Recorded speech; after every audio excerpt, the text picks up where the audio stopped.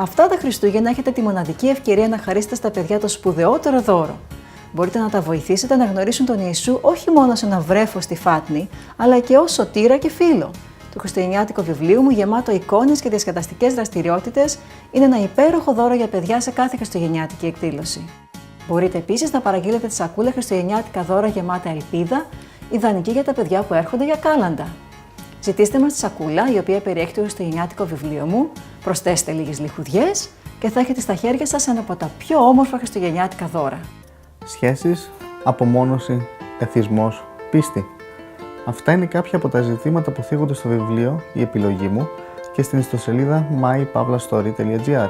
Το βιβλίο «Η επιλογή μου» προωθεί βιντεοσκοπημένες ομολογίες νέων, οι οποίοι συμμερίζονται τις προκλήσεις που βίωσαν και πώς ο Θεός τους βοήθησε να τις αντιμετωπίσουν. Το mypavlastory.gr είναι η ελληνική ιστοσελίδα που θέλετε να επισκεφτείτε με τους νέους σας για να παρακολουθήσετε ομολογίες και να συζητήσετε σοβαρά ζητήματα ζωής υπό το φως του Ευαγγελίου. Μπορείτε επίσης να τους προτείνετε να μοιραστούν και τη δική τους ιστορία. Για περισσότερες πληροφορίες επικοινωνήστε στο εκκλησία.secretary@gmail.com ή καλέστε στο 2310 239 837.